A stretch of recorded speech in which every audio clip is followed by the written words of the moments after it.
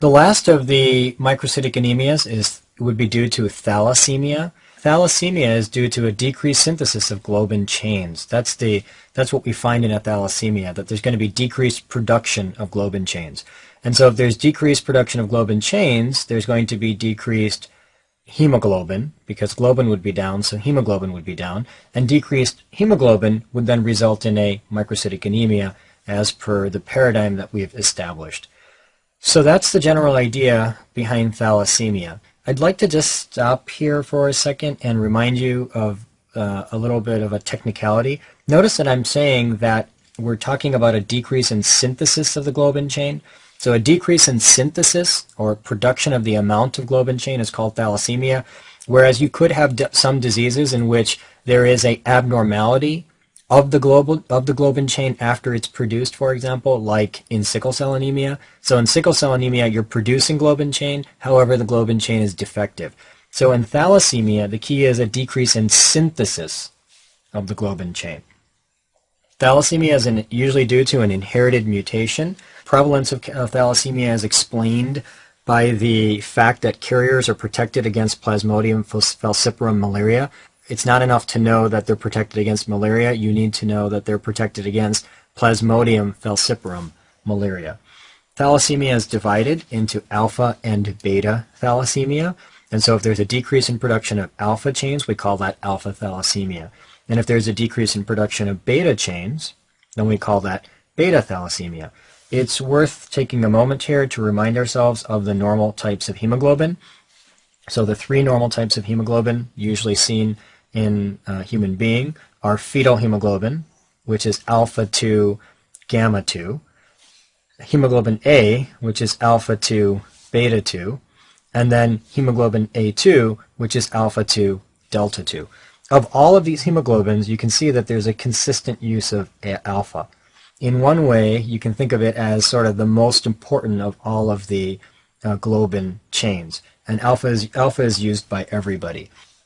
Now I use that to remind me that there are actually 4 copies of the alpha gene, i.e. alpha is particularly important, and so therefore there's a couple extra copies of the alpha gene. And so when you think about the genetics of the alpha chain, it's important to know that the alpha chain, that there are normally 4 alpha alleles and that they're present on chromosome 16. So basically this is what it looks like. This is 1 copy of chromosome 16 and there'd be 2 genes here, and then 1 copy of chromosome 16 and there'd be 2 genes here. So that it's important to know that there are 4 alleles in alpha, 4 normal alpha alleles. Now in alpha thalassemia, the problem is going to be gene deletion. This is also important to know. You need to know that it's in alpha thalassemia, the problem is gene deletion. So what's going to happen is we're going to knock out genes, and the knockout of the gene is then going to result in clinical findings. Now the first possibility would be that 1 gene is deleted. So imagine again that we've got 2 copies of alpha on this one chromosome and 2 alleles here on the other chromosome. If we knock out 1 alpha, the patients are asymptomatic. So it makes it easy because we don't have to worry about 1 gene deleted. Now what about if we knock out 2 genes? Well, if we knock out 2 genes, for example here and here, and then here and here, if we knock out 2 genes, then the patients develop a mild anemia with a slightly increased red blood cell count. So there'll be a mild anemia with a slightly increased red blood cell count. Not something that you have to worry about too much clinically. Sometimes these patients don't even know that they have a alpha thalassemia, and not something that you have to worry too much about on exams either.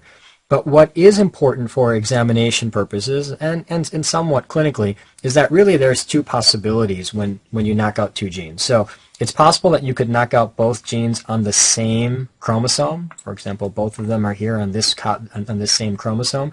We name that a cis deletion. Cis means with. Or it's possible that you could knock out these on opposite chromosomes, and that's called trans. One possibility is cis and the other possibility is trans. And the cis deletion is important because the cis deletion is worse than the trans deletion. So that's a question that could be asked. Which is worse, the cis or the trans? And the reason that the cis is worse is because it's associated with an increased risk of severe thalassemia in the offspring. I.e., if a person has 2 genes deleted like this, all right, then it's possible that when they pass this chromosome, they could pass both deleted copies. And so if that person happens to receive another bad copy from, let's say, a parent, that would then result in the risk for severe anemia in offspring. So that's one important feature of the cis deletion. The second important feature of the cis deletion is that it's more commonly seen in Asians. And some people say that the higher rate of spontaneous abortions seen in Asia, I guess one point to be aware of is that in Asia there's a higher rate of spontaneous abortion, and some believe that it's actually due to the fact that cis deletions are more common in Asia. And by the way, the trans deletions are more common in Africa. Cis deletions more common in Asia, trans deletions more common in Africa. Patients who have 3 genes deleted, they get a severe anemia. Again, if you're going to knock out 3 genes, you really don't have much choice. You've got to knock out 2 on one chromosome, and then the other one would be knocked out here. What's then going to happen is that as the patient develops in utero, there really is no clinically detected problem. Remember that the hemoglobin F, which was the fetal hemoglobin, is basically composed of alpha 2 and then gamma 2. And so even though only one alpha gene is being expressed, the presence of that one alpha gene is sufficient enough for the fetus to really avoid any problems. When the fetus is born and the patient begins to produce hemoglobin A and hemoglobin A2, that's going to increase the risk of forming tetramers of beta chains. Now, I guess to understand that, you have to know that normally what happens is sort of the alpha becomes a dimer, and then the beta becomes a dimer, and so alpha 2 and beta 2 sort of join together, and then that forms hemoglobin. However, if the patient doesn't have alpha, then what will happen is the betas will sort of join with another beta 2, so the beta 2 will join with beta 2, and that would result in a tetramer of beta, and the problem with that tetramer of beta is that it damages the red blood cells. Now, a tetramer of beta is called hemoglobin H. That's important to know. And hemoglobin H would be seen on electrophoresis in alpha thalassemia, in which 3 genes are deleted. Now, if 4 genes are deleted, then you've got a major problem, and it's going to express itself in the fetus, because remember that hemoglobin F, which was the hemoglobin in the fetus, contains alpha 2 and gamma 2. And so if there's no alpha, then gamma 2 is going to join with another gamma 2, and that's going to result in a tetramer of gamma, and the tetramer of gamma would then damage the red blood cells, and these patients, they die in utero. And so this disease is lethal in utero. It's also called hydrops fetalis. Now, what would we see on hemoglobin electrophoresis? We'd see hemoglobin Barts. And what is hemoglobin Barts? It is a tetramer of gamma chains. So it represents tetramer of gamma chains. All right, so that's alpha thalassemia. And now we go to beta thalassemia. And what's important to know about beta thalassemia, first of all, there are 2 beta genes. One is on chromosome and the other is on the second copy of the chromosome. So there are 2 beta genes, and they're present on chromosome 11. And perhaps particularly important for this discussion and high yield is that beta thalassemia is due to gene mutations, not deletions. Remember, alpha thalassemia, gene deletions. Beta thalassemia, gene mutations. Now, these mutations can create a variable production of beta chain. If the mutation results in complete knockout of the ability to produce beta chain, then we call that beta null. And if the mutation results in decreased production of beta chain, then we call that beta plus. So these are the 2 possibilities. Now, this creates a wide spectrum of disease. So, for example, a patient could have beta, a normal beta, and then beta plus, or a patient could have beta plus, or a patient could have beta plus beta null, or a patient could have beta null. So there's a lot of permutations of this, of beta plus and beta null that could exist. What we're going to do is we're just going to focus on the extremes. So one extreme, sort of the least severe extreme, the mildest form of disease, would be to have 1 normal beta and to have 1 beta plus where there was a slight decrease in the production of beta. This is called beta thalassemia minor. It's usually asymptomatic, and the patients may have an increased red blood cell count. They usually have a microcytic hypochromic anemia with some target cells, but again, they are asymptomatic. Now, it's worth discussing for a moment here what target cells are, because this is the first time that we're encountering a target cell. So let's go back and remind ourselves that the normal red blood cell has a biconcave shape to it. And the biconcave shape is such that the edges here are thicker and they contain hemoglobin, right? And the center is thinner and it contains less hemoglobin. Now, when you look down at the red blood cell on the microscope, what you're actually seeing is the red blood cell with an area of central pallor. This represents the central pallor, and you see the edges, which are full of hemoglobin. So this is the normal image that you see when you look down on the microscope. Now, a target cell basically is when there is a bleb of membrane that results, and the bleb of membrane allows for hemoglobin to build up in that bleb, which then creates a little bit of redness within the center of the cell. And so this is the target cell will then give you this little dot of red in the center of the area where there should be central pallor. So that's a target cell. Now, when would we see a target cell? Well, a target cell, in order to see a target cell, we need to have either decrease in the cytoplasm or increase in the amount of membrane. Maybe the better way to understand this would be to think about a basketball. If you have a basketball and you press on the surface of the basketball, you're not going to be able to indent the surface at all.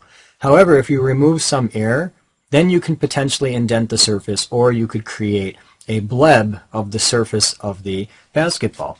So in the same way, what's happening in thalassemia is that we're sort of reducing the hemoglobin that's in the cytoplasm, and by reducing the hemoglobin that's in the cytoplasm, it's like taking the air out of this ball, which then creates the opportunity to have a little excess membrane to be able to produce this bleb and form a target. And here's an image of a target cell, and it's exactly the way I drew it. Here I'm highlighting the target cell for you. Normally, this area in the center should actually be an area of central pallor. However, in this particular case, you can clearly see that there is a target sort of in the center there. All right, now in this particular disease, which again is beta thalassemia minor, the key hemoglobin electrophoresis finding is that there's going to be usually an isolated increase in hemoglobin A2.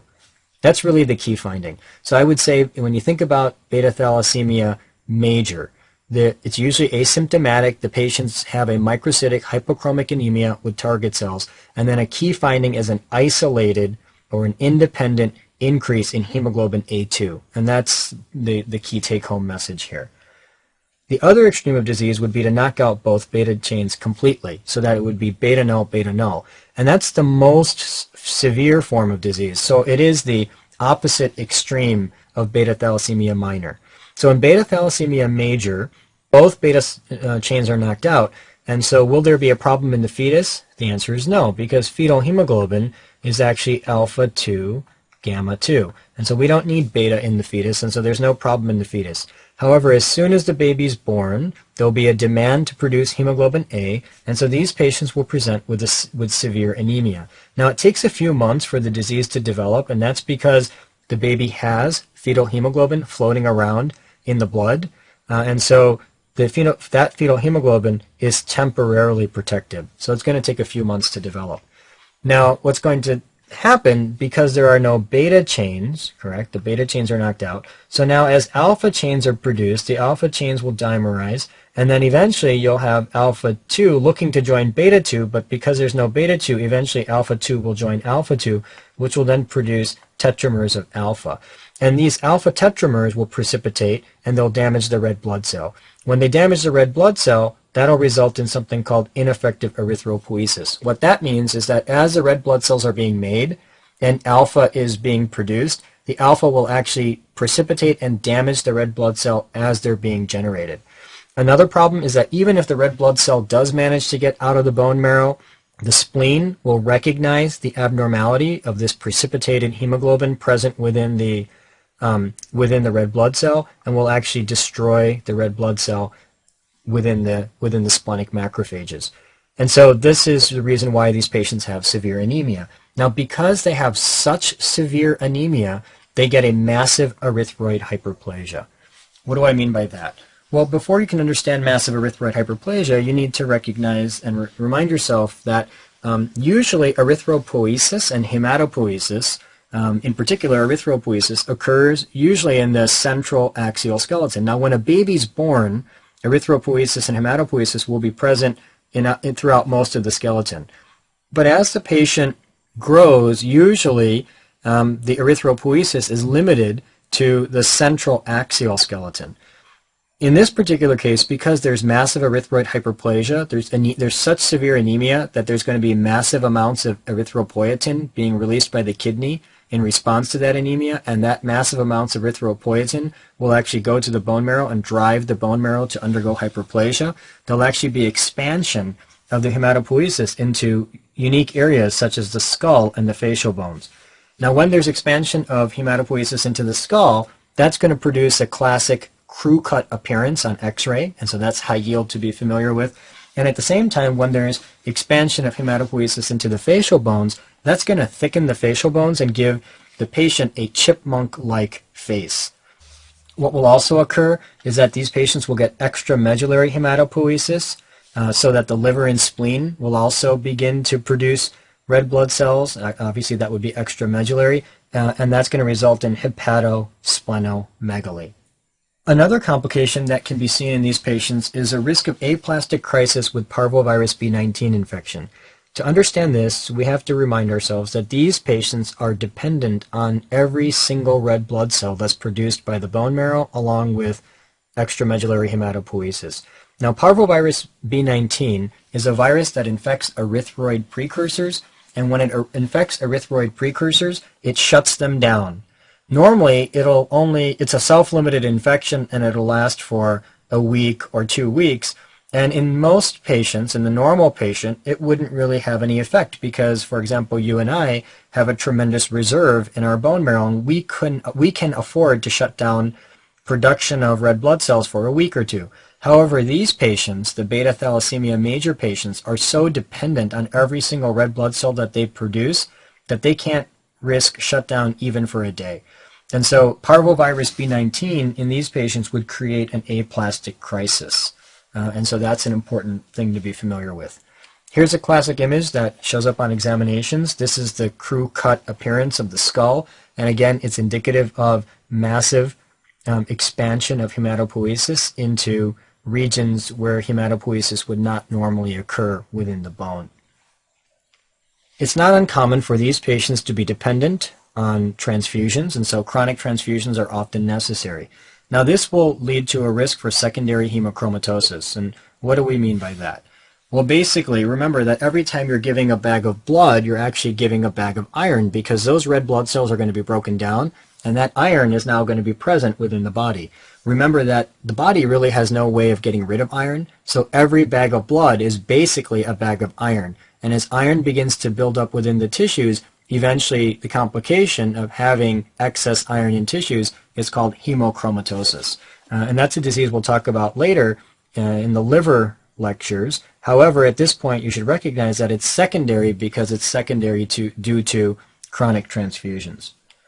On blood smear, these patients will have a microcytic hypochromic anemia with target cells, and I've already explained that. At the same time, there will be some nucleated red blood cells. Now, normally our red blood cells do not have nuclei, and we remove those nuclei before the red blood cells can go out into the blood. However, if red blood cells are made in an abnormal location, for example, the spleen or the liver, as would occur in this disease, some of the nucleated red blood cells can actually escape out into the blood, and so we might see circulating nucleated red blood cells in this particular disease. On electrophoresis, the key finding, no hemoglobin A. The only hemoglobins that the patient will have are hemoglobin A2, and again, A2 is made up of alpha 2 and delta 2, and so there's no beta needed to make A2, and they'll have hemoglobin F, and hemoglobin F is alpha 2 and gamma 2, and again, there's no need for beta. So the key finding would be no hemoglobin A. And that concludes our discussion of microcytic anemias. The next section will deal with macrocytic anemia.